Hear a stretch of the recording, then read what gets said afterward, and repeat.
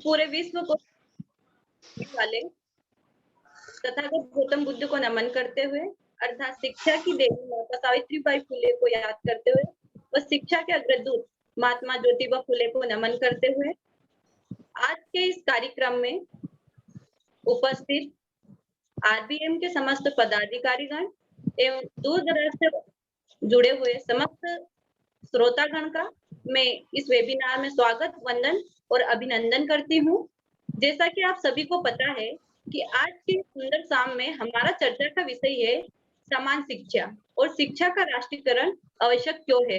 तो इसी विषय पर मैं और कार्यक्रम को आगे बढ़ाने के लिए आज के कार्यक्रम की अध्यक्षता कर रहे प्रोफेसर राजेश साख्या जी से निवेदन करती हूँ, जो कि राष्ट्रीय उपाध्यक्ष महिला विंग आरबीएम से है।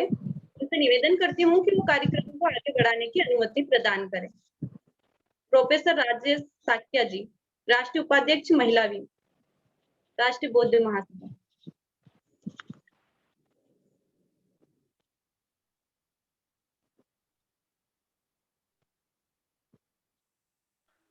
मैडम राजेश साख्या मैम, आपका माइक अनम्यूट कर लीजिए मैम। जी सर। जय भीम नमो बुद्धाय। जय भीम नमो बुद्धाय। आवाज आ गई सर? जी आ रही मैम। जय भीम नमो बुद्धाय सर। जी जी जी, इजाजत है। आज के कार्यक्रम की हमें अनुमति मिल गई है प्रोफेसर राजेश साख्या जी से, तो मैं मैडम का बहुत बहुत धन्यवाद करना चाहूंगी। इसी के साथ में कार्यक्रम को आगे बढ़ाते हुए कुछ पंक्तियों के माध्यम से आज के कार्यक्रम के विशिष्ट अतिथि उपासिका रुचि आजाद जी मैडम है, उनको मैं आमंत्रित करना चाहूंगी। तो मैं शिक्षा के संबंध में कुछ पंक्तियां बोलना चाहूंगी जो हमारे महात्मा ज्योतिबा फुले ने बताई थी कि शिक्षा बिन गति गई, शिक्षा बिन मति गई, मति बिन गई गति, गति बिन गई नीति और नीति बिन गया वित्त, वित्त बिन चरमराए शूद्र और एक अविद्या के कारण इतना हुआ अनर्थ। तो इन्हीं शब्दों के साथ आज के कार्यक्रम के विशिष्ट अतिथि उपासिका रुचि आजाद जी मैडम को मैं बुलाना चाहूंगी, जो कि राष्ट्रीय कार्यकारिणी सदस्य राष्ट्रीय बौद्ध महासभा उत्तर प्रदेश से है। वे आए और आज के विषय पर अपना उद्बोधन रखे। मैडम का बहुत बहुत स्वागत है।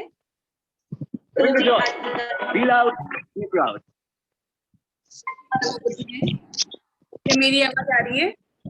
जी मैम आ रही है। Thank you. आप सभी का बहुत बहुत आभार। सभी महापुरुषों को, बहुजन समाज के सभी महापुरुषों को नमन करते हुए मैं आज के अपने विषय पर आती हूँ। इसके साथ ही मैं आभार भी बहुत व्यक्त करती हूँ कि आप सभी ने मुझे विशिष्ट अतिथि का बनने का मौका दिया। जैसा कि आज का विषय जिस पर हम चर्चा कर रहे हैं वह है समान शिक्षा और शिक्षा का राष्ट्रीयकरण आवश्यक क्यों, जिस पर सामाजिक, राजनीतिक और आर्थिक तीनों व्यवस्थाएं टिकी हुई हैं। वो है शिक्षा, और शिक्षा का ही समानता असमानता है, शिक्षा में असमानता नहीं है। इसका समान होना क्यों आवश्यक है, इसके लिए हमारे बाबा साहब ने हमारे संविधान में आर्टिकल 14, 15 और 16 में समता समानता का जो अधिकार दिया है, जो कि किसी भी भेदभाव को नहीं मानता, जाति, लिंग, वर्ण के आधार पर किसी भी असमानता को नहीं मानता और जीने का समान अवसर देता है। परंतु 75 वर्ष होने के बाद भी आजादी के हमें ये समानता कहीं भी समाज में दिखाई नहीं दी। इसका कुछ कारण तो होगा, अगर हम कारण ढूंढ लेंगे तो हल अपने आप ही निकल जाता है। इस समता समानता को इस देश में ना पा पाने का एक ही कारण है कि हम बाबा साहब के दिए गए संदेश को आज तक धारण नहीं कर सके। उनका कहना था शिक्षित बनो, संघर्ष करो और संगठित रहो, लेकिन हम संगठित भी नहीं हो पाए और संघर्ष भी नहीं कर पाए। शिक्षित हो गए हैं लेकिन वो शिक्षा किसी काम की नहीं जो जागरूक ना कर सके। तो इस शिक्षा का को ग्रहण करने के बाद हमें उसके लिए अपने संगठन के लिए काम करना चाहिए, अपने समाज के लिए काम करना चाहिए, संगठित होना चाहिए। लेकिन शिक्षा प्राप्त करने के बाद लोग अपना अपना आराम, अपना अपना देखने लगते हैं कि हाँ मेरा ये अपना है, मेरा वो अपना है, मुझे ये कार्य करना है, मुझे अपना ही विकास देखना है। समाज का विकास भूल जाते हैं, संगठन से किसी तरह का सहयोग करना भूल जाते हैं। इसी के साथ जब वो संगठन से सहयोग नहीं रखते, अपने समाज से ही कट जाते हैं, तो संघर्ष की जो नीति है उसको भी अपना नहीं पाते। संघर्ष भी नहीं कर पाते, क्योंकि वो अपने एकल विकास को लेकर चलते हैं। तो ये बहुत बड़ी कमी है कि हम बाबा साहब के दिए गए संदेश को अपने जीवन में धारण नहीं कर पाए हैं, अपने ऊपर लागू नहीं कर पाए हैं, हम उसे मान नहीं पाए हैं। हमें अपने आप ही को पहले जागरूक करना होगा, शिक्षित होने के साथ ही। लेकिन हम ये नहीं कर पाए, तो इससे क्या हुआ, हमें समान शिक्षा की प्राप्ति नहीं हो पाई। वो इस समान शिक्षा से तात्पर्य क्या है? तात्पर्य ये है कि वो व्यवस्था जो समान शिक्षा दे, समान स्कूली शिक्षा दे, जिसमें आपकी प्रतिभा, कौशल, जो भी स्किल्स हैं आपकी लाइफ में, जरूरी नहीं वो शिक्षा से ही हो, और भी क्षेत्रों से, खेल कूद से जुड़ी हो सकती हैं, किसी भी कार्य क्षेत्र से जुड़ी हो सकती हैं, किसी बिजनेस से जुड़ी हो सकती हैं, वो आपको उन्नति दे, तो शिक्षा प्रदान करे इस चीज की, हर बच्चे की प्रतिभा, कौशल और स्किल को उभरने का मौका दे, उसको विकसित होने का मौका दे। लेकिन ये हो नहीं पाया। हमारे यहाँ 100 में से 100 बच्चों को ये मौका नहीं मिलता वो समान शिक्षा प्राप्त करके अपना विकास कर पाए। हर बच्चे को न्याय मिले, हर बच्चे की प्रतिभा निखर कर आए, उसके प्रतिभा के साथ न्याय हो, ये नहीं हो पाया है आज तक। क्यों? क्योंकि हम जागरूक ही नहीं हो पाए, शिक्षित हो गए, अपने अपने लाभ में, अपने अपने आराम में पड़ गए, तो ये लागू नहीं हो पाया। तो समान शिक्षा का अवसर हमारे बच्चों को नहीं मिल पा रहा। हमारे बच्चों को, हर एक बच्चों को जिसको मिलना चाहिए, चाहे वो अमीर का हो चाहे गरीब का, वो प्राप्त नहीं हो पा रहा। चाहे वो सफाई कर्मी का हो चाहे किसी अफसर का, मंत्री, वो उसे प्राप्त नहीं हो पाता। इस तरह वो विकास की ओर ना अग्रसर होकर अवनति की ओर चला जाता है। उसे अपने शिक्षा से किसी प्रकार का लाभ प्राप्त नहीं होता, फिर वो उससे विमुख हो जाता है, उसको उसकी तरफ जाने की कोई इच्छा नहीं होती, वो उसे भूल जाता है कि मैंने ज्ञान भी प्राप्त किया, तो एक अनपढ़ों की तरह बिहेव करने लगता है, वो सोचता है इससे कोई लाभ नहीं है। हमारे समाज के जो लोग हैं वो केवल शिक्षा प्राप्त करते हैं नौकरी प्राप्त करने के लिए, और वो तब तक नौकर रहेंगे जब तक वो नौकरी प्राप्त करने के लिए शिक्षा प्राप्त करेंगे, तब तक वो उन्नति नहीं कर सकते, तब तक वो अपना व्यवसाय शुरू नहीं कर सकते, तब तक वो अफसरशाही नहीं कर सकते, ना शासक बन सकते हैं। तो इसलिए हमें समान शिक्षा को इस तरह से लेकर चलना है कि उसका लाभ हमें खाली नौकरी प्राप्त करने में ना होकर हमें गरिमामयी जीवन, आत्मसम्मान जीवन में प्राप्त करने पर भी हो। तो हमें इस शिक्षा को समानता पे लाना पड़ेगा, समान शिक्षा प्राप्त करने का अधिकार प्राप्त करना पड़ेगा, जो हर वर्ग के लिए समान हो, चाहे वो SC हो, ST हो, OBC हो। उस शिक्षा का ऐसा उपयोग करें हम कि सृजनात्मकता जो हमारे जीवन में है, उत्पादकता या रचनात्मकता, जो भी बच्चे जिस चीज से जुड़े हों, उससे उन्हें ऐसा जीवन प्राप्त हो जिससे वो सम्मान प्राप्त कर सके, इस जीवन को गौरवमयी बना सके। तो इसके लिए क्या है, जब हमें ये समानता का अवसर मिल जाता है, हमें समान शिक्षा मिल जाती है, तो हमें इस बात का भी जवाब मिल जाता है कि राष्ट्रीयकरण क्यों होना चाहिए। अब जब हमें क्यों का पता चल जाता है तो हम उसे कैसे करें इसका भी पता चल जाता है। तो इसलिए हम पहले ये जानते हैं कि राष्ट्रीयकरण क्यों होना चाहिए शिक्षा। इसको हम बाबा साहब का एक तो सपना साकार करना चाहते हैं, इसलिए हमें समान शिक्षा का या समान शिक्षा प्राप्त करने के लिए शिक्षा का राष्ट्रीयकरण करना बहुत आवश्यक है, जो सरकार नहीं चाहती। ऐसा तभी होगा जब हमें समान शिक्षा प्राप्त होगी, समान पाठ्यक्रम प्राप्त होगा, समान प्राप्त होगी, जिसे हम कहते हैं इक्वल सिलेबस, इक्वल कैरिकुलम और इक्वल एजुकेशन। ये तीनों चीजें हमें जब प्राप्त होंगी तब समझिए कि ये राष्ट्रीयकरण इस शिक्षा का हो पाएगा। हर बच्चे को समान शिक्षा, हर बच्चे को समान पाठ्यक्रम, पाठचर्या प्राप्त होगी, तब उसका समुचित और बहुमुखी विकास होगा। तो इसके लिए जो कानून बना है RTE, वो RTE ना होकर, यानी कि राइट टू एजुकेशन ना होकर राइट टू इक्वल एजुकेशन होना चाहिए, यानी समानता का अधिकार, शिक्षा का अधिकार नहीं, खाली शिक्षा, समान शिक्षा का अधिकार भी होना चाहिए। लेकिन ये हुआ नहीं है, क्योंकि सरकार चाहती नहीं कि हमें समान शिक्षा प्राप्त हो। तो इसके लिए हमें बहुत बड़ा आंदोलन करने की जरूरत है। जैसा कि धर्म प्रकाश भारती जी ने कहा है कि 25 आंदोलनों में से ये एक आंदोलन सबसे पहला रखा है उन्होंने, समान शिक्षा का आंदोलन, जो हमें करना होगा बहुत बड़े जन आक्रोश के साथ, तभी ये सफल हो पाएगा। क्योंकि जो सरकार है वो SC, ST और OBC को नहीं चाहती कि उन्हें समान शिक्षा प्राप्त हो, कि वो समान स्तर पर भी आए। तो हमें इसके लिए बहुत बड़ा संघर्ष करना पड़ेगा। इतना तभी हो सकता है और तभी हमारे बच्चों को इक्वल अपॉर्चुनिटी, यानी अवसर मिलेगा समानता से उस लेवल तक जाने का जो वर्ग के लोग प्राप्त करते हैं या उस वर्ग के लोग प्राप्त करना चाहते हैं। हमारे बच्चों को जब असमान शिक्षा प्राप्त होती है तो वो उस लेवल तक पहुंच ही नहीं पाते, एक तो उनका आर्थिक स्तर वैसे ही नीचा, उसके बाद हम देखते हैं कि उनकी शिक्षा का स्तर भी असमान है। तो बताइए वो कंपटीशन में कहां से कहां तक ठहरते हैं, वो नहीं ठहर पाते। तो इसलिए क्योंकि बाबा साहब ने ये कहा था शिक्षा जब समाज में समानता ला सकती, शिक्षा ही समाज में समानता ला सकती है, तो मनुष्य शिक्षित हो सकता है तो उसमें विवेक और सोचने की शक्ति भी विकसित होती है।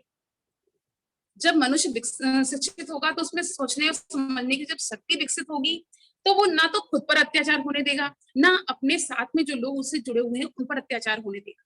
इसका मतलब ये है कि हम खाली पढ़े लिखे हैं, शिक्षित नहीं हैं, जो खुद पर भी अत्याचार होने देते हैं और दूसरों पर भी अत्याचार होते हुए देखते रहते हैं। तो हमें इसके लिए आगे आना पड़ेगा ताकि इसका शिक्षा का राष्ट्रीयकरण हो, सबको समान शिक्षा प्राप्त हो, चाहे वो कोई भी जाति वर्ण का हो। इस समाज में सिर्फ हम भारतीय हो तो यही एक ऐसी ही फीलिंग हो और कोई फीलिंग ना हो किसी तरह के जाति भेदभाव, और हमें समान शिक्षा जब प्राप्त होगी तो हमें ये भाव अपने आप आ जाएगा। और हमारे बच्चों में जो भाव होता है हीन भावना कि हाँ वो लो क्लास से है, या मैं लो क्लास से हूँ वो हाई क्लास से है, या मैं मिडिल क्लास से हूँ वो लग्जरियस क्लास से है, इस तरह की किसी तरह का भेदभाव, किसी तरह की हीन भावना उनमें नहीं होगी। वो कंपटीशन में एक समान रूप से एक शिक्षा के साथ आएंगे और समान अवसर उन्हें दिया जाएगा, किसी तरह का भेदभाव उनके साथ नहीं हो।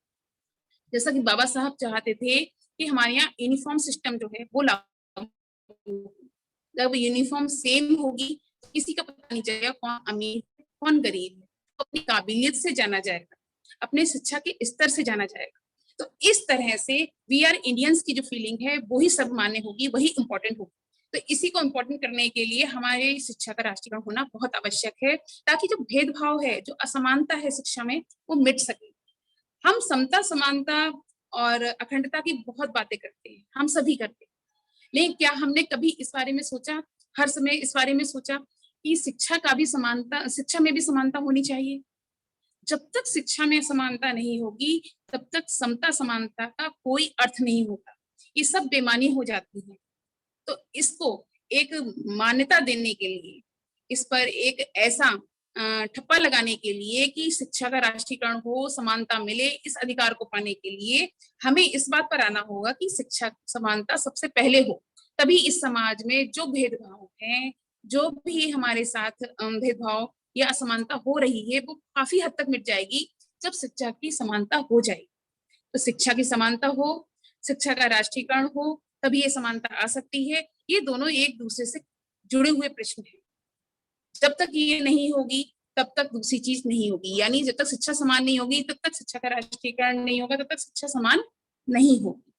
इसके लिए बहुत बड़ा जन आक्रोश और आंदोलन करना है हमें, तो इसके लिए हमें संगठित होना पड़ेगा। इसके लिए हमें एक बहुत बड़ा बैनर मिला है जो राष्ट्रीय स्तर का है, RBM, राष्ट्रीय बौद्ध महासभा। हमें अगर इसका बैनर की तरह एक होकर आना है तो हमारा ये सपना कोई दूर नहीं है, बाबा साहब का सपना कोई दूर नहीं है। हमें एकजुट होकर आना पड़ेगा और इस निजीकरण को हर हालत में रोकना पड़ेगा, क्योंकि ये निजीकरण ही है जो इस शिक्षा का राष्ट्रीयकरण नहीं होने देना चाहिए और ना होगा इसके होते हुए, और समान शिक्षा लागू नहीं होगी। जब ये नहीं होगी तो SC ST OBC जो कि कुछ उबर पाया है आरक्षण की बदौलत, शिक्षा प्राप्त करने की बदौलत, कुछ क्षमता प्राप्त होने की बदौलत उबर पाया है, थोड़ा आर्थिक रूप से मजबूत हो पाया है, थोड़ा सम्मान प्राप्त कर पाया है समाज में, सामाजिक सम्मान उसे प्राप्त हुआ है, वो उसकी स्थिति बहुत ज्यादा खराब हो जाएगी इस निजीकरण से, क्योंकि निजीकरण के होते हुए आरक्षण बिल्कुल बेमानी हो जाता है, उसका कोई महत्व नहीं रहता, क्योंकि वहां पर तो जो जिस लायक है, जो जिस स्तर पर है उसे ही काम करने दिया जाएगा। उसमें कोई ये नहीं है कि आप 100 में से 49% आपको आरक्षण प्राप्त होगा, उस तरह की कोई मान्यता नहीं रखता, ना देता है किसी को। तो क्योंकि हम पढ़े लिखे हैं लेकिन शिक्षित नहीं हो पाए हैं, हम लोग उतने जागरूक नहीं हो पाए हैं, तो हम सोचते हैं निजीकरण होने से शायद बहुत भला हो जाएगा, और हम लोग इकट्ठे नहीं हो पा रहे, संगठित नहीं हो पा रहे। ये हमारी भूल है। हमें एक बैनर तले आकर इस आंदोलन को सफल करना होगा। वो RBM का बैनर है जो आपको समानता का स्तर देता है, ना उसमें कोई छोटा है ना कोई बड़ा है, उससे समानता का स्तर प्राप्त होता है जब वहां, तो वो समान शिक्षा के लिए भी आपके साथ है और शिक्षा का राष्ट्रीयकरण होगा उसके लिए भी। 25 आंदोलन जो बताए हैं धर्म प्रकाश भारती ने, उन सभी में हमारे साथ है, उसमें किसी तरह का उनका लोभ लालच नहीं है। तो हमें उस बैनर तले आना चाहिए, इस समान शिक्षा के लिए लड़ाई लड़नी चाहिए, ताकि जो कंडीशन SC ST OBC की सोचनीय होने वाली है, बहुत बुरी होने वाली है इस निजीकरण के बाद, वो रोकी जा सके, उसके मायने रहें, खत्म ना हो। जो हमने सामाजिक स्तर प्राप्त किया है, जो हमने गरिमामय जीवन प्राप्त किया है, जो हमने आर्थिक मजबूती पाई है, उसको बचाए रखने के लिए हमें ये संघर्ष में उतरना पड़ेगा। शिक्षा समान होगी तो शायद ये विभाजन भी काफी हद तक, जो वर्ण विभाजन है, जो आर्थिक विभाजन है, जो सामाजिक विभाजन है, वो भी काफी हद तक समाप्त हो जाएगा और समानता लागू हो पाएगी। तो इसके लिए हमें राष्ट्रीयकरण बहुत ही आवश्यक है। शिक्षा का राष्ट्रीयकरण जब होगा तभी हम समता और समान शिक्षा प्राप्त कर सकेंगे। इसके साथ में 2 लाइनें कहना चाहूंगी। शौक नहीं मजबूरी है, शौक नहीं मजबूरी है, अब संघर्ष जरूरी है। तो हम सभी को आगे आना होगा और इसको सफल बनाना होगा कि समान शिक्षा प्राप्त हो और शिक्षा का राष्ट्रीयकरण हम सभी को बहुत ही आवश्यक है। शिक्षा का राष्ट्रीयकरण होना बहुत ही जरूरी है, बहुत ही आवश्यक है, अति आवश्यक। इसी के साथ मैं अपनी वाणी को विराम दूंगी। जय भीम, नमो बुद्धाय। बहुत बहुत आभार। मैं आज के कार्यक्रम के विशिष्ट अतिथि उपासिका रुचि आजाद मैडम का बहुत बहुत धन्यवाद देना चाहती हूँ समस्त श्रोतागण की ओर से, जिन्होंने हमें संविधान के साथ जोड़कर शिक्षा का राष्ट्रीयकरण कैसे किया जाए और क्यों करना चाहिए और इसके लिए क्या क्या संघर्ष करना चाहिए, तो आपने बहुत ही सारंगित तरीके से हमको समझाया। इसके लिए समस्त श्रोतागण की ओर से आपका बहुत बहुत धन्यवाद देना चाहती हूँ मैं, कि वो कहते हैं ना कि शिक्षा की जड़ें जरूर कड़वी है लेकिन उसका फल मीठा है। शिक्षा जीवन के लिए तैयारी नहीं है, शिक्षा ही जीवन है। और भारत देश की 75% युवा पीढ़ी आज समान इसलिए बहुत जरूरी है। इन्हीं शब्दों के साथ में अब आज के कार्यक्रम के मुख्य अतिथि माननीय नवल सिंह आजाद जी, जो कि प्रवक्ता है राष्ट्रीय कार्यकारिणी सदस्य राष्ट्रीय बौद्ध महासभा उत्तराखंड, उनसे निवेदन है कि वह भी इस विषय पर अपना विचार रखें। शिक्षा का राष्ट्रीयकरण आवश्यक क्यों है। सर का स्वागत है आज के वेबिनार में।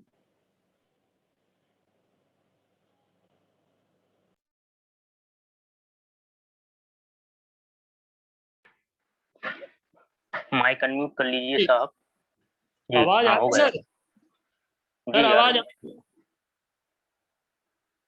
जी, मेरी आवाज आई?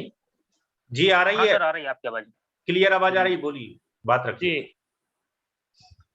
तथागत गौतम बुद्ध, बोधिसत्व बाबा साहेब भीमराव अंबेडकर जी, ज्योतिबा फुले तथा बहुजन समाज के नायक मान्यवर काशीराम जी को नमन करते हुए RBM के संस्थापक व राष्ट्रीय अध्यक्ष माननीय धर्मप्रकाश भारती जी, RBM के कार्यकारी अध्यक्ष माननीय बादल सिंह बौद्ध जी, परम आदरणीय किशोर बौद्ध जी तथा RBM के समस्त पदाधिकारीगण, भारत के कोने कोने से जुड़े वेबिनार में सम्मानित बौद्ध प्रेमियों को मेरा सादर नमो बुद्धाय, जय भीम। आज की विशिष्ट अतिथि उपासिका रुचि आजाद जी, अध्यक्षता कर रहे प्रोफेसर राजेश शाक्य जी, संचालन कर रही छोटी बहन उपासिका बबीता चौहान जी, मैं नवल सिंह आजाद आप सभी का स्वागत करता हूं, सभी को वंदन करता हूं। साथियों, आज की वेबिनार का विषय समान शिक्षा और शिक्षा का राष्ट्रीयकरण क्यों आवश्यक है। इस पर सबसे पहले हमें ये जानना है कि शिक्षा क्या है। शिक्षा व्यक्ति की अंतर्निहित क्षमता तथा उसके व्यक्तित्व का विकास करने वाली एक प्रक्रिया है। जैसा कि बुद्ध की शिक्षाओं में भी बताया गया है कि शील, समाधि और प्रज्ञा। इतना ही नहीं, गौतम बुद्ध शिक्षा और आजीविका के क्षेत्र में भी समानता के पक्षधर थे। बुद्ध के अनुसार मानव का एक दूसरे के साथ व्यवहार मानवता के आधार पर होना चाहिए, न कि जाति, लिंग, वर्ण और भेद के आधार पर। शिक्षा के विषय में बाबा साहब ने कहा था कि सामाजिक समानता, लोकतांत्रिक भावना का विकास करना शिक्षा का उद्देश्य होना चाहिए, तभी हम एक आदर्श समाज की स्थापित कर सकते हैं। शिक्षा का उद्देश्य नैतिक मूल्यों का विकास भी होना चाहिए। अब बात आती है समान शिक्षा, इक्वल एजुकेशन। कोई भी देश सामाजिक व आर्थिक विकास के पथ पर तभी आगे हो सकता है जबकि वहाँ की शिक्षा प्रणाली सभी वर्गों के लिए एक समान और सुलभ हो। समान शिक्षा के अंतर्गत बच्चों की समान यूनिफॉर्म, समान पाठ्यक्रम और समान शिक्षण का होना आवश्यक है। शिक्षा अधिकार अधिनियम में आवश्यक है कि 6 से 14 वर्ष तक के बच्चों को निःशुल्क व अनिवार्य शिक्षा उपलब्ध कराना राज्य सरकार का कर्तव्य है और समान शिक्षा बच्चों का मौलिक अधिकार है। देश में किसी भी वर्ग के बच्चों को उन्हें एक समान शिक्षा मिलनी चाहिए। देश में समान शिक्षा तभी संभव होगी जबकि देश में एक समान विद्यालय प्रणाली होगी। भारत में वर्तमान समय में भारत में कुल सरकारी स्कूलों की संख्या 13 लाख है, जिनमें से 1 लाख से अधिक स्कूलों में मात्र एक शिक्षक कार्य कर रहा है।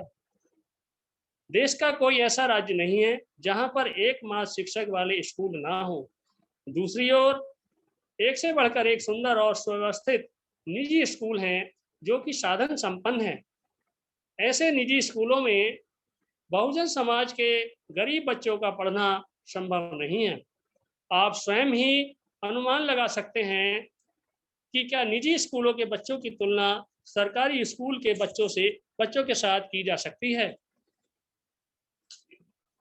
अतः दलित और पिछड़े वर्ग के निर्धन बच्चों के उत्थान के लिए सरकार को एक समान स्कूल व्यवस्था करनी चाहिए। यदि समान स्कूल होंगे तो देश के सभी वर्गों के गरीब लड़के लड़कियों को एक समान शिक्षा प्राप्त हो सकेगी और हम कह सकेंगे कि भारत में एक समान शिक्षा है। निःशुल्क और अनिवार्य शिक्षा विधेयक 2009 संसद द्वारा पारित शिक्षा संबंधी एक विधेयक है।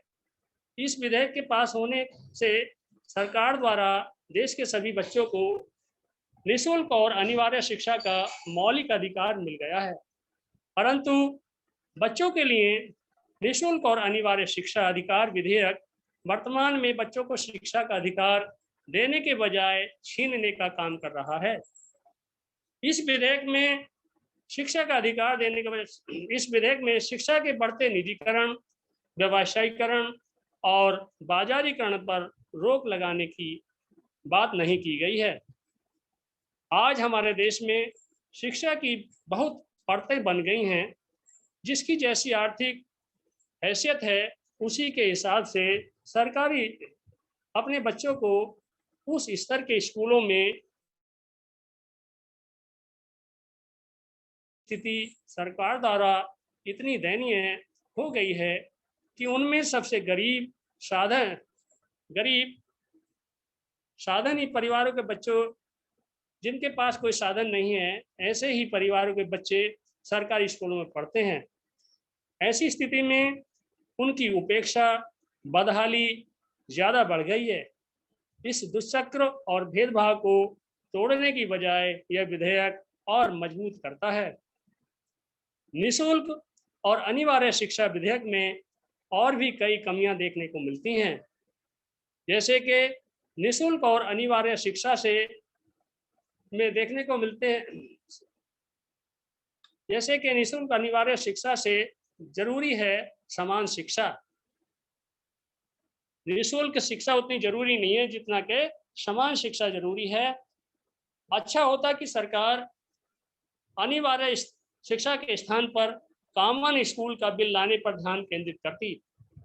सरकार क्यों नहीं घोषणा करती कि देश का प्रत्येक बच्चा एक ही तरह के स्कूल में पढ़ेगा और संपूर्ण देश में एक ही पाठ्यक्रम पढ़ाया जाएगा, क्योंकि आज देखने में मिलता है जगह जगह कॉन्वेंट और बड़े बड़े स्कूल हैं जहां पर SC ST और OBC समाज के गरीब बच्चे नहीं पहुंच पाएंगे। तो इसलिए सरकार को निःशुल्क शिक्षा के स्थान पर कॉमन शिक्षा देने का बिल पास करना चाहिए था।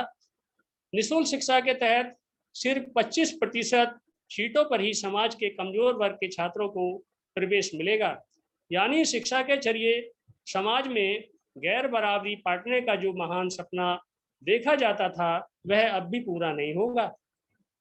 निःशुल्क शिक्षा महज धोखा है, क्योंकि इसके लिए बजट प्रावधान का विधेयक में कोई जिक्र नहीं है। विधेयक में 6 वर्ष के 17 करोड़ बच्चों की कोई बात नहीं की गई है। निःशुल्क विधेयक पारित होने के पश्चात सरकार ने स्कूल कॉलेजों में स्थायी शिक्षकों के स्थान पर पैरा शिक्षकों की नियुक्तियां प्रारंभ कर दी हैं, जो कि अस्थायी और अप्रशिक्षित होते हैं। उन्हें बहुत कम वेतन देना पड़ता है। इसी के साथ प्राथमिक विद्यालयों में 2 या 3 शिक्षकों की नियुक्ति को वैधानिक सरकार ने वैधानिक स्वीकृति दे दी है, जिसका अर्थ है कि एक शिक्षक 2 या 3 कक्षाओं को एक साथ पढ़ाएगा। अब आप स्वयं ही अंदाजा लगा सकते हैं, जहां शिक्षक एक कक्षा को पढ़ाता है वहां अगर 3 कक्षाओं को पढ़ाएगा तो वो क्या पढ़ा पाएगा, ये आप स्वयं सोच सकते हैं। सरकार शिक्षा के अतिरिक्त शिक्षकों से और बहुत से काम करवाती है। जैसा सभी लोग जानते हैं कि विशेषकर बेसिक के शिक्षक और माध्यमिक के शिक्षक को सरकार ऐसा समझती है कि ये तो कुछ नहीं है और इनको कुछ नहीं होगा, तो सरकार जो है लोगों से प्राइमरी और माध्यमिक शिक्षकों से विभिन्न प्रकार की ड्यूटी कराती है, जिनमें बीएलओ ड्यूटी, चुनाव ड्यूटी, जनगणना ड्यूटी, विभिन्न प्रकार की आपदाओं में आने पर उनमें ड्यूटी लगाई जाती है। जन जागरूकता रैलियां विभिन्न प्रकार की निकाली जाती हैं, वो भी बिना अध्यापकों के संभव नहीं हो पाती। और कोरोना काल में क्वारंटीन सेंटरों पर अध्यापकों की ड्यूटी लगाई गई। सीमाओं पर बॉर्डर से राज्यों की जो सीमाएं हैं बॉर्डर, वहां पर शिक्षकों की ड्यूटी लगाई गई, जबकि ये कहा जाता है कि कोरोना काल में सावधानी बरती जाए, ड्यूटी ना लिया जाए, लेकिन शिक्षक को पता नहीं क्या समझते हैं कि उसको कुछ नहीं होता है।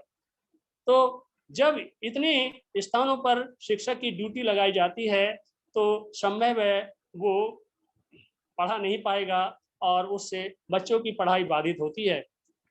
जब से निःशुल्क शिक्षा प्रारंभ हुई है, तब से प्राथमिक छात्रों को, प्राथमिक और जूनियर कक्षाओं के छात्रों को सरकार ने मुफ्त फ्री पुस्तकें वितरित करने की योजना बनाई है, जो कि हर साल आती हैं।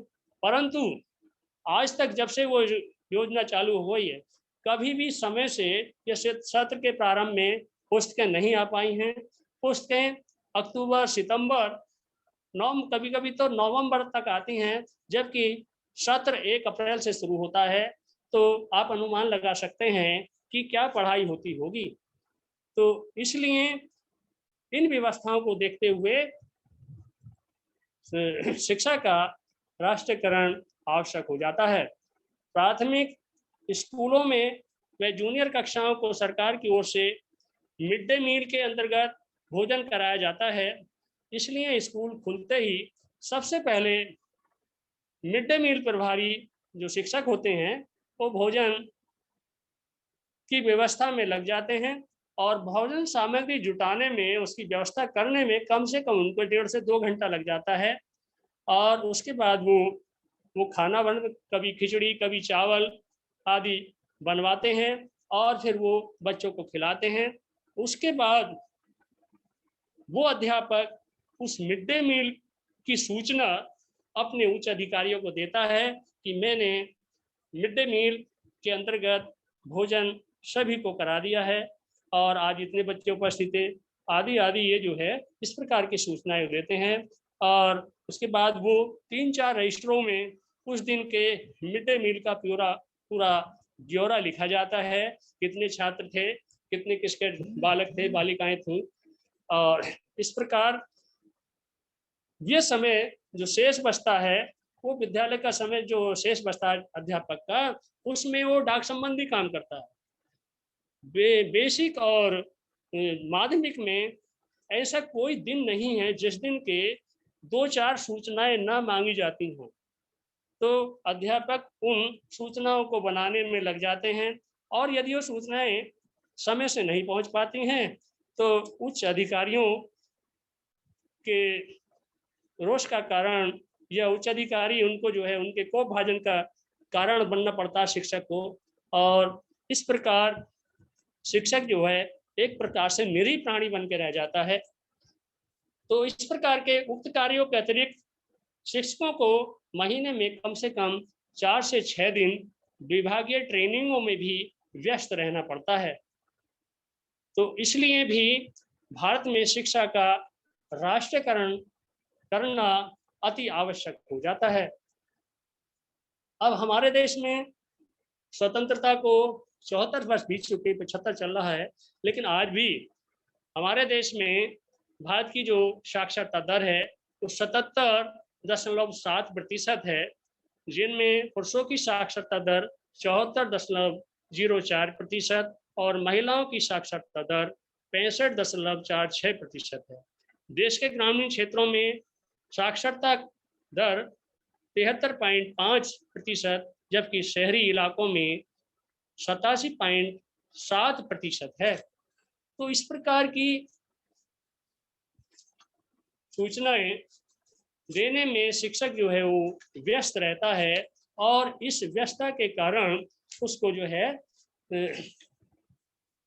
बच्चों को वो नहीं पढ़ा पाता है। तो ये कारण है।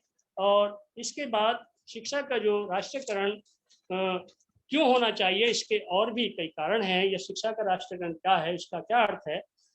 तो शिक्षा पर सरकार का पूर्ण, शिक्षा के राष्ट्रीयकरण का अर्थ होता है शिक्षा पर सरकार का पूर्ण नियंत्रण, जबकि हम दूसरे शब्दों में कह सकते हैं कि शिक्षा के राष्ट्रीयकरण का अभिप्राय शिक्षा के विभिन्न पहलुओं, पक्षों जैसे शिक्षा के स्वरूप एवं उद्देश्यों का निर्धारण करना आदि।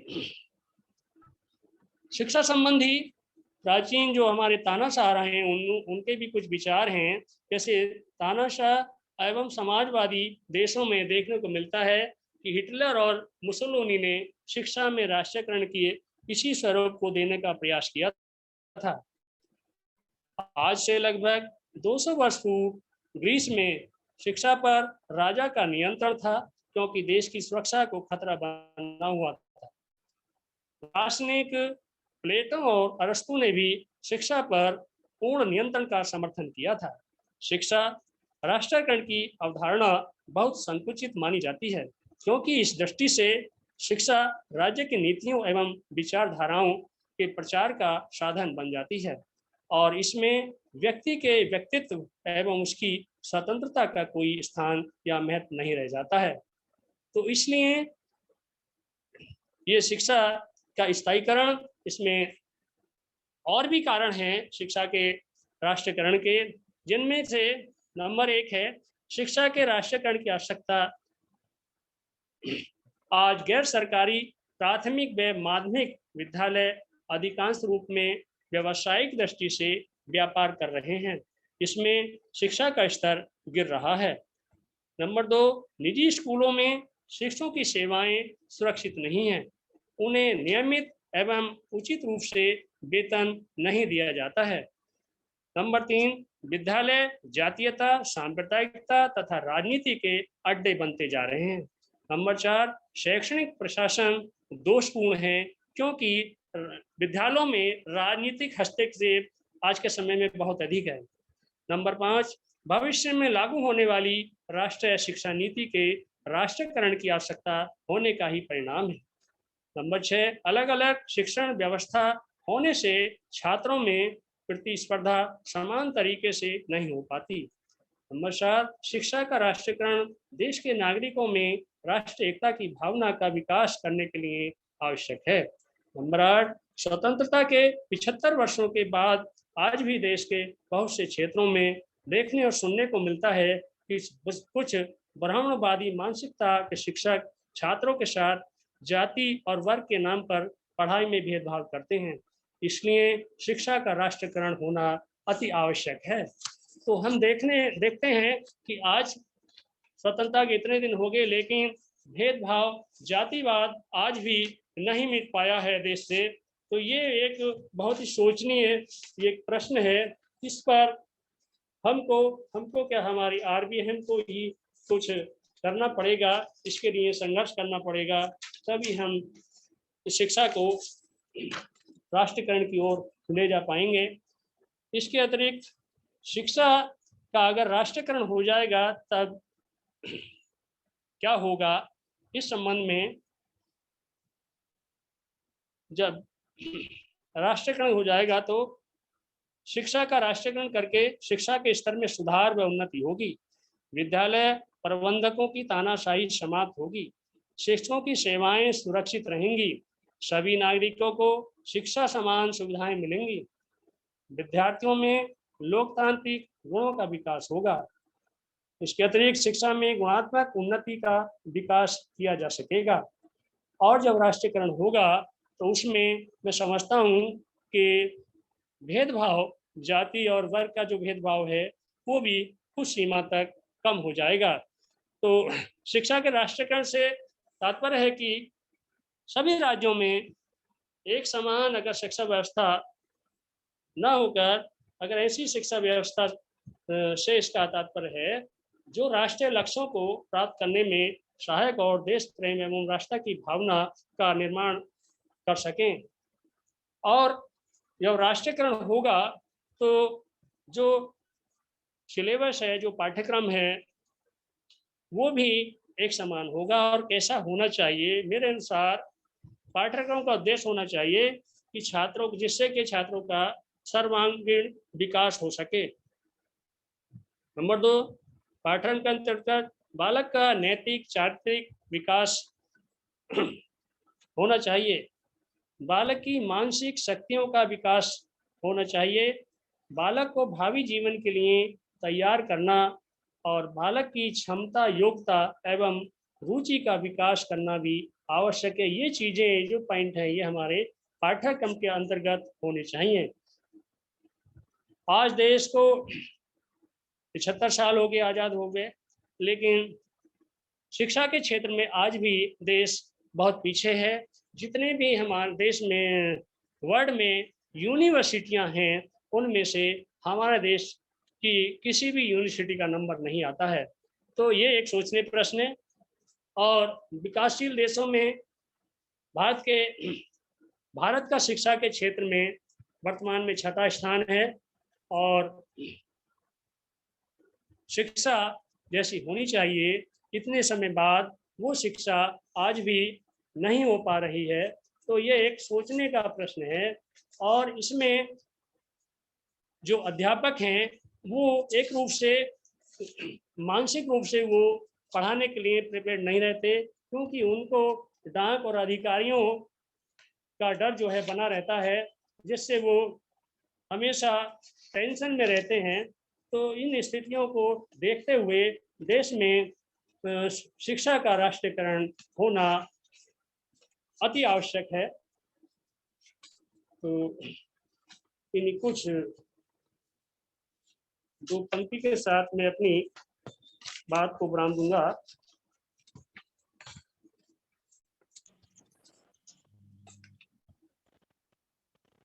एक तो समाज जो है हमारी सभी शिक्षक से बहुत ज्यादा अपेक्षा करता है, लेकिन शिक्षक को वो कोऑपरेट नहीं करता। ये मैं देख रहा हूँ काफी लंबे समय से। और कुछ सामाजिक और चारों तरफ से कमियां हैं।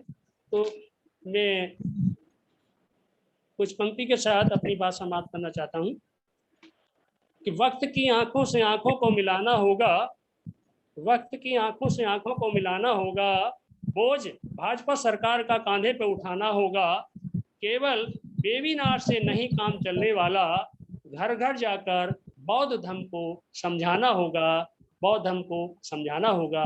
इन्हीं शब्दों के साथ मैं अपनी वाणी को विराम देता हूँ। नवोदय जय हिंद। आज के कार्यक्रम के मुख्य अतिथि माननीय नवल सिंह आजाद जी का मैं बहुत बहुत धन्यवाद देती हूँ, जिन्होंने आज के इस जो हमारा विषय है शिक्षा का राष्ट्रीयकरण आवश्यक क्यों है, उसको बहुत ही विस्तार पूर्वक ढंग से हम सभी श्रोतागण को परिचित करवाया। इसलिए मैं आरबीएम के मंच की ओर से आपका बहुत बहुत धन्यवाद देना चाहूंगी।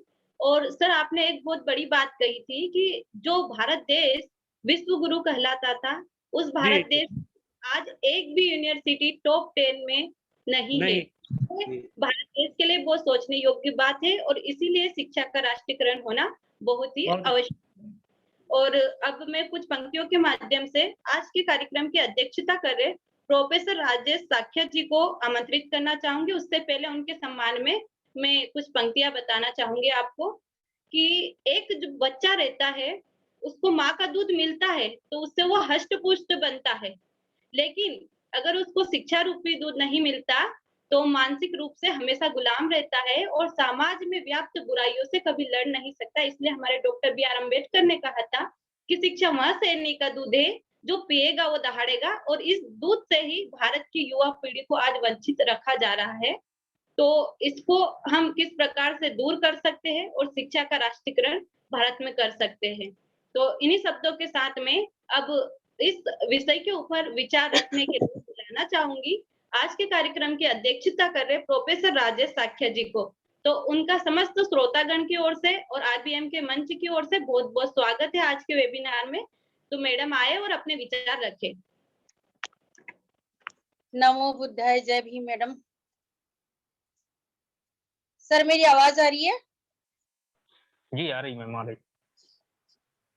विश्व के प्रथम वैज्ञानिक, जगत गुरु, विश्व के दीपक, विश्व वंदनीय अरहत तथागत भगवान गौतम बुद्ध के चरणों में नमन करती हूँ।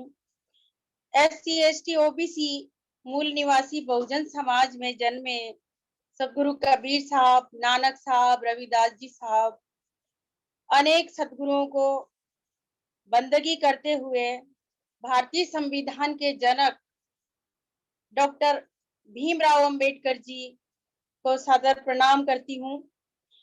राष्ट्रीय बौद्ध महासभा के संस्थापक, राष्ट्रीय अध्यक्ष धर्म प्रकाश भारती जी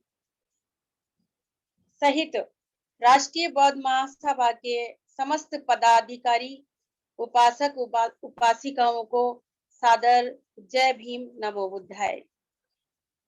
आज का जो हमारा विषय था समान शिक्षा, शिक्षा का राष्ट्रीयकरण क्यों, इस विषय पर आदरणीय भाई साहब नवल सिंह जी आजाद ने सब कुछ बता दिया है और अध्यापकों की पीड़ा भी उन्होंने बता दी है कि वास्तव में आज का जो अध्यापक है, मैं भी टीचर हूँ तो इस पीड़ा से गुजरी हूँ और देखती हूँ जो उन्होंने कहा है उसमें कहीं भी कोई गलत नहीं है। ये बहुत बड़ी हकीकत है। जैसे कि एक टीचर एक डाकिया बन के रह गया है वर्तमान समय में, उसका काम सूचना देने का है, उसके पास बच्चों को पढ़ाने के सिवा बहुत काम है। यानी उसका कार्य तो था बच्चों को पढ़ाना, लेकिन वो बच्चों को नहीं पढ़ा पाता है, नहीं पढ़ा रहा है। ये हमारे लिए एक विचारणीय बिंदु है। हमारे समाज को सोचना पड़ेगा कि आखिर ऐसा क्यों हो रहा है, इसके पीछे क्या है, क्या कारण है कि जो बच्चे विद्यालय में जाते हैं वो शिक्षा ग्रहण नहीं कर पाते हैं। तो उसके पीछे सरकार की ही ऐसी योजनाएं हैं कि टीचर पूरी तरह से उसमें बिजी रहता है। तो टीचर्स की पीड़ा को भी भाई साहब ने बहुत अच्छी तरह से बताया है। और बहन जो हमारी मुख्य अतिथि विशिष्ट अतिथि उपासिका रुचि बौद्ध जी ने भी हमें शिक्षा के बारे में बहुत कुछ बता दिया है। और राष्ट्रीयकरण होना चाहिए, एक जैसी शिक्षा होनी चाहिए, उसके लिए जन आंदोलन की जरूरत है। इस जन आंदोलन को हम राष्ट्रीय बौद्ध महासभा के बैनर से ही कर सकते हैं कि हमारी जो राष्ट्रीय बौद्ध महासभा है इसके पास हीरे हैं, रत्न हैं, जवाहरात हैं। बहुत अच्छे अच्छे व्यक्ति हमारी इस राष्ट्रीय बौद्ध महासभा से जुड़े हुए हैं और लगभग जब से मैं जुड़ी हूँ देख रही हूँ लगातार प्रोग्राम हमारे मंच के माध्यम से किए जा रहे हैं, जो एक बहुत बड़ी जागरूकता का विषय है। बुद्ध के बारे में बात करना चाहूंगी कि जो निःशुल्क और समान शिक्षा का जो आधार था पूरे विश्व के लिए, वो भारत से शुरू होता है और बुद्ध के समय से शुरू होता है। तथागत गौतम बुद्ध ने निःशुल्क शिक्षा दी थी और जो बौद्ध भिक्षु थे वो घर घर जाकर के शिक्षा देने का काम करते थे। समस्त नारी जाति को और समस्त समाज को जो शिक्षा दी गई थी वो बुद्ध के समय से दी गई थी और इसीलिए हमारा भारत जगत गुरु कहलाता है। जो ज्ञान और विज्ञान विश्व के पास है वो भारत की देन है और भारत के तथागत गौतम बुद्ध की देन है। तो जब वो भिक्षु समाज में घर घर जाकर के शिक्षा देने का कार्य करते थे तो उसके बदले वो केवल एक समय का भोजन ही ग्रहण करते थे, वो भी बिना मांगे, यानी वो मांगते नहीं थे, बस वो चुपचाप उस घर के सामने खड़े हो जाते थे और पहले वो शिक्षा देते थे, शिक्षा देने के बाद में वो भोजन ग्रहण करते थे। तो और समान शिक्षा स्त्री पुरुष के लिए, स्त्रियों के लिए भी और पुरुषों के लिए भी एक जैसी व्यवस्थाएं थी। और जो बड़ी बड़ी यूनिवर्सिटी थी, विश्वविद्यालय थे, नालंदा, तक्षशिला, तो वहां पर बौद्ध भिक्षु ही शिक्षा देने का काम करते थे। इसीलिए भारत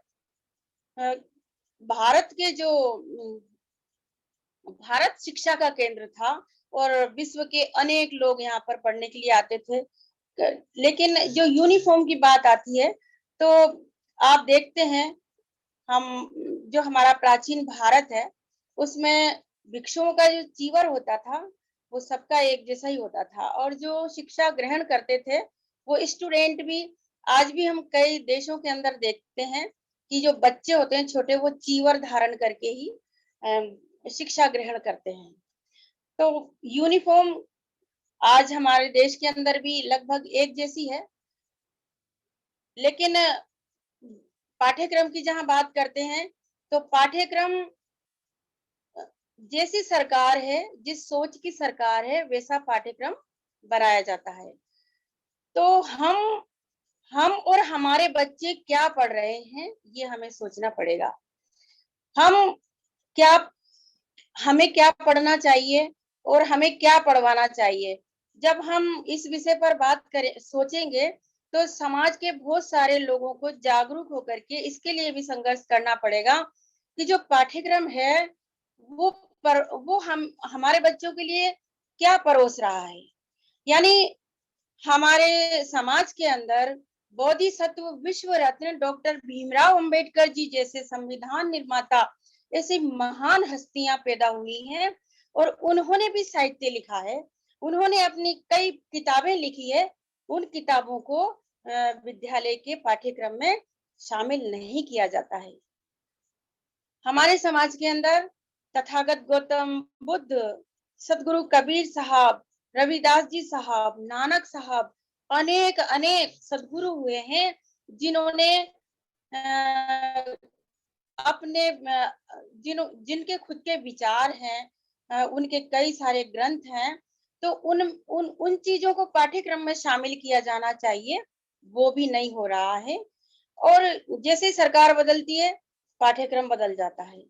तो इस विषय पर हमें ज्यादा सोचना पड़ेगा, ध्यान देना पड़ेगा कि हम क्या पढ़ रहे हैं और हमारे बच्चे जो पढ़ रहे हैं वो पूरा मनुवादी सोच का पाठ्यक्रम पढ़ रहे हैं और वैसा ही उनका दिमाग बन रहा है। तो इस विषय पर भी हमें आंदोलन करने की जरूरत है। तो वैसे सभी जो हमारे वक्तागण थे, जो हमारी बहन थी, उन्होंने भी सब कुछ बता दिया है और मैं ज्यादा कुछ अब नहीं बता पाऊंगी। बाबा साहब ने जो कहा है कि शिक्षा शेरनी का दूध है, जो पिएगा दहाड़ेगा। तो हमें शिक्षित बनने के लिए हमारे महान पुरुषों के साहित्य को पढ़ना चाहिए और उसी के अनुसार अनुसरण करना चाहिए, क्योंकि जो विद्यालय का वातावरण है वो पूरी तरह से मनुवादी है। हेलो हेलो, मेरी आवाज आ रही है सर? जी मैम, आ रही है आपकी आवाज। अच्छा, जी आ रही मैम। तो मैं एक खास बात ये बताना चाहती हूँ कि जो शुभारंभ है विद्यालयों का, उसमें जो प्रातःकालीन जो सभा है उसको प्रार्थना सभा में बदल दिया गया है। अब प्रार्थना सभा जो होती है उसमें किसी देवी और देवता को शिक्षा का वरदान बता दिया जाता है कि किसी, ये तो विशेष देवी, मैं नाम लेना नहीं चाहूंगी, आप सब समझदार हैं, मेरी बात को समझेंगे, कि किसी देवी की देन है, उसका वरदान है शिक्षा, और उसकी आराधना से विद्यालय का शुभारंभ होता है। ये एक बहुत ही विचारणीय बिंदु है कि क्या ये वास्तव में देवी की देन है शिक्षा, या भारतीय संविधान की देन है? क्योंकि शिक्षा का अधिकार तो हमें भारतीय संविधान से मिला है, और भारतीय संविधान से शिक्षा का अधिकार हमें मिला है, इसलिए हम पढ़ पा रहे हैं। SC ST OBC के लोग जो शिक्षा ग्रहण कर रहे हैं, वो किसी देवी की देन नहीं है, लेकिन हमारे बच्चों को यह बता दिया गया है कि वो किसी देवी की देन है।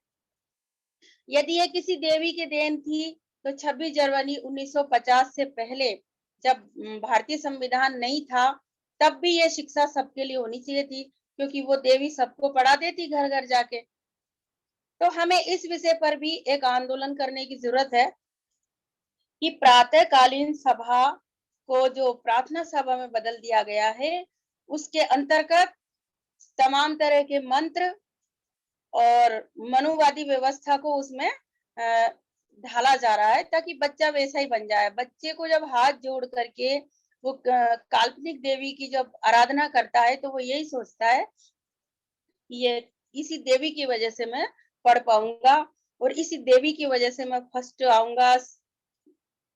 मतलब वो किसी देवी और देवता के ऊपर आश्रित हो जाता है, यानी मानसिक गुलामी ये जो प्रार्थना सभा है उसके द्वारा दी जा रही है। तो इस विषय पर भी हमें एक आंदोलन करने की जरूरत है। पाठ्यक्रम कैसा होना चाहिए, इस पर भी हमें विशेष ध्यान देना ही होगा। और यूं तो भारतीय संविधान के माध्यम से हमें सब कुछ मिल गया है, लेकिन हमारे समाज के जो पढ़े लिखे लोग हैं, वो भारतीय संविधान से क्या मिला है उनको नॉलेज है ही नहीं, पढ़ते ही नहीं है। और देवी और देवता की कृपा समझ करके हम अब तक चले आ रहे हैं, जीते रहे हैं हमारे समाज के लोग। आज जागरूकता बढ़ी है नेट की वजह से, और राष्ट्रीय बौद्ध महासभा का बहुत बहुत उपकार है कि लगातार इस तरह के हम प्रोग्राम कर रहे हैं। धर्म प्रकाश भारती जी भाई साहब का बहुत बड़ा योगदान हमारे समाज के लिए है कि हम जैसे लोग एक जगह बैठ के बातचीत कर रहे हैं।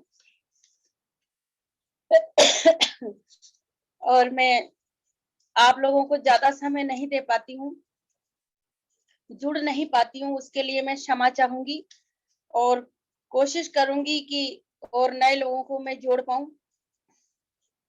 बस सबकी मंगल कामनाओं के साथ मैं अपनी वाणी को विराम देना चाहूंगी। सबका मंगल हो, भला हो, कल्याण हो। धन्यवाद।